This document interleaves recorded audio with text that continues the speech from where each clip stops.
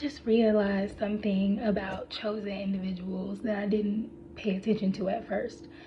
And I really don't want this to sound like I'm comparing anyone, because I really am not. I cannot stand like comparison unless it's for the purpose of educational purposes.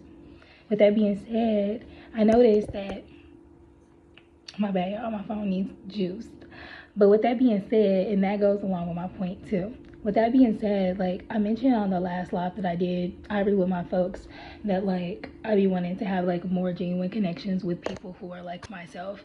And I feel like for me personally, it's making sense why it's all coming together like way slower than I ever could have imagined. At 30, I literally don't even, I can count all my like team or my acquaintances like all on one hand. Don't even need the whole hand for real. And I wouldn't necessarily even say that I like have real friends per se, like working on it but not yet. And here's why I'm seeing is why, right? A lot of chosen ones or whatever who are meant to, I think, be in my life or beside me as like a friend and family, like chosen family type shit, because I feel like it's gonna be deeper than friendship, like chosen family type shit, right?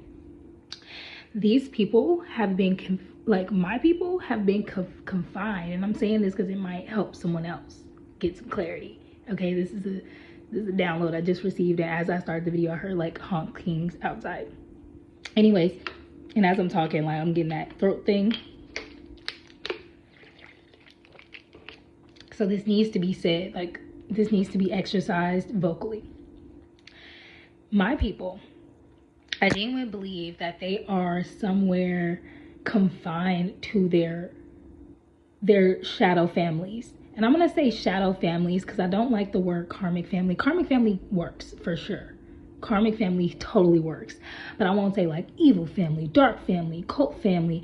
But in reality, a lot of families are this, because what I've learned about like boomers and like people in that older age range is like, I be wondering like how did they get through Jim Crow? Like how did they get through this stuff and they're still so chummy with their oppressors and with evil and with these like systems? And that's because they did not, like those that fought against them, a lot of them are hiding. A lot of them have lost their lives. A lot of them are doing their work in quiet ways, like those who were Black Panthers and got stuff bombed and you know stolen, and their leaders got taken and unalived and stuff like that. We're talking about the peaceful marchers. We're talking about the people who fought for their job to go work next to Sally at fucking I don't know why I was about to say Deerbergs. Deerbergs is like a store, like a grocery store in Missouri, but like, child, I don't know why I was about to say that. Maybe Woolworths is a better example for that age range of people, just so they can work next to Karen at Woolworths. So yay, like these same people they adopted the same principles and things as their oppressors because they wanted to exist next to them. They wanted to coexist with them like equals, like buddies. And the problem with that is that they knowingly integrated and assimilated themselves into, I think one of the best like Black speakers said, like, into a burning house. I'm pretty sure like that's like a huge like speech or talk or something. And the guy's name is in my head, but since I'm channeling, I can't say his name, but y'all know who he is. Queer activist, talking about, you know, assimilating into a burning house. But it's just like, because they did this, they took on their evils and stuff and like structured their families with the same ideologies. They looked at white people or oppressors as like superiors, and you know, basically the same way they taught y'all to own people and own your family members. That's what, you know, unfortunately a lot of Black, brown, and Native families began to assimilate and copy. And that alone, I think, is like the single-handed boom, like bomb on the whole Native and Black and brown community. And I'm gonna speak for the US because I don't know, I'm an American, but I truly believe that, because you know, all the love and cultural, like beautiful, rich ways that we have always lived, well, it was creative and in tune with nature, mathematics, like natural alchemy, like natural connection to spirit. Now it's all getting demonized. Now we can't tell the difference between the ancient dark magic that their ancestors gave us and our own stuff. A lot of us, we are holding on to our culture and making sure that y'all know what's what. But I'm gonna leave it here. It's getting longer than I intended, but y'all families, a lot of them are like y'all oppressors. And the problem with a lot of us coming together, well, the reason why it's going so slowly is, but a lot of y'all have been beguiled and fooled into, I'm gonna be the slave, I'm gonna be the martyr, the pillar in my family. And the problem is, you're the pillar in a family that's also a burning house. Everybody needs to get themselves out of the burning house, but they expect you to be the life jacket. They expect you to come in the house, put everybody on their back, get y'all out, put y'all in a new house, feed everybody, nurse everybody, heal everybody's trauma while they just sit and suck their thumb and get taken care of. That's not what God wants for you. God does not want us somewhere being a martyr and a slave for our own burning house families.